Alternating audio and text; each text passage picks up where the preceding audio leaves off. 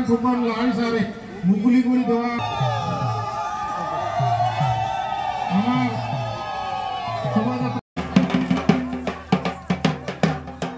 दिनैनि बे हाबाफारिया सेरफांगुरि रामफलबिल आन्सलिक जे बिसुआ माने खुंफुं आफाद बिथांमोना नैबे नाराबारि बे आक्रासु अफिस खाथियाव मोनसे हाबाफारि लादोङो बेयो जाहैबाय माने गासै 10थि बिसुआ फोरबो फालिदों बिथांमोनहा दा बेवहाय आंखौ माने हारिमुवारि हानजा सुनाय दिन्थिफुंनाय हाबाफारियावहाय बेखौ बेखेवनानै होनो थाखाय आलासि हिसाबै लेंहरदों आं गोजोननाय मोनदोङो दा बिथांमोनखौ आं धन्यबाद होदोङो खारन माने बयबो दिनैनि दिनावहाय जाथि हिसाबै थांनानै थानो लुबैयो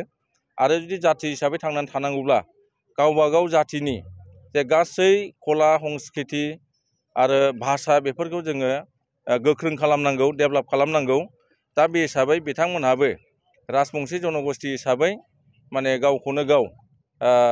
जाथि हिसाबै परिचय होनो थाखाय बा गोख्रों मोनसे जाथि हिसाबै परिचय होनो थाखाय माखासे बिथांमोनाबो कालचार दङ राव दङ थुनलाइ दङ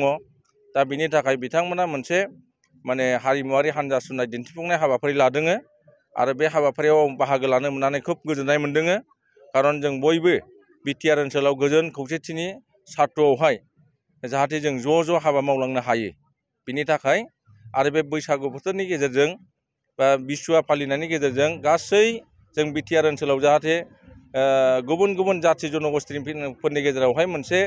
गोजोन थासारि लाबोनो हायो गावजों गाव मोनसे मोजां सोमोन्दो लाबोनो हायो बेखौ आं हास्थायदोङो बेखिनिखौ बयनिसिमबो आङो बिसुआ फोरबोनि बा बैसागु बोथोरनि बिटिआर बा आसामाव थानाय गासै जाथि जनगोष्ठीनिसिम आंनि गोसो गोरबोनिफ्राय आं बे समाव साबायखर जासियो আজি আমার একদিনে কার্যসূচী আমার সেরফাঙ্গুরি রামফলবিল আঞ্চলিক বিসুয়া উদযাপন সমিতির আমার রাতিপুয়ার পরা কার্যসূচী আসলে আমার প্রথম মুখ্য দুয়ার মুকলি আমার মহিলা কমিটির সভা নেত্রী বাইদেউ মুকলি করিল তো ইয়ার পাছতে আমার বিসুয়ার আমার পতাকা উত্তোলন 7 জনীয় কুমারী চেঙেৰীৰ দ্বাৰাই বিসুৱা কমিটিৰ পতাকা উত্তোলন কৰা হল ইয়াৰ লগে লগে মাল্য অর্পণ আৰু স্মৃতি তর্পণ হয়ে গেল এলা আমার আছে সাংস্কৃতিক শোভাযাত্রাত আমার বিভিন্ন কোচ রাজবংশীর যেগুলা কৃষ্টি কালচার এই সাংস্কৃতিক শোভাযাত্রার জড়িয়তে মানে তুলি ধরা হবে আর কি এই রেলিখন আমার এই বিসুয়া মঞ্চর পরা তথা আমার আকাশু অফিসর পরা কার্যালয়ের তরফ ওচৰৰ পৰা আমি সেরফাঙ্গুৰি বজাৰ থানা হৈ সেরফাঙ্গুৰি বজাৰৰ পৰা হৈ আমি কলবাৰী হৈ আকৌ ইয়াতে উভতি আহিম फरायसाफोरनि थाखाय मोनसे फोसावथाय सोलोंथाइ बोसोर 2025-22 नि फरायसाफोरनि थाखाय गोदानै मुं थिसननाय लानानै फैदों रुनिकाटानि इउएन एकाडेमिया चिरां जिल्लानि रुनिकाटायाव थानाय इउएन एकाडेमिया दायो नार्सारिनिफ्राय 9 थाखोसिम गोदानै मुं थिसननायखौ लागासिनो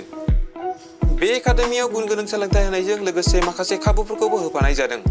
हौवासा आरो हिन्जावसाफोरनि थाखाय आलादा आलादा हस्टेल दं आरो हस्टेलाव थानाय फरायसाफोरखौ जुनियायै फोरोंथाइ होनायनि खाबुबो होनाय जादों लोगोसेनो फरायसाफोरनि थाखाय कम्पिउटार सोलोंनाय गेलेनाय योगानि खाबुखौबो रुनिकाटानि इउएन एकाडेमियाव मोनफागोन गोसो गोनां फरायसाफोरा रुनिकाटानि इउएन एकाडेमियाव दानिफ्रायनो मुंखौ थिसननो हागोन आरो मुं थिसननायनि बागै आबुं बाथ्राखौ मिथिनोब्ला नैबे मबाइल नाम्बार 9101444619 नङाब्ला 9706177397 आव थोंजों फोनांजाब खालामनो हागोन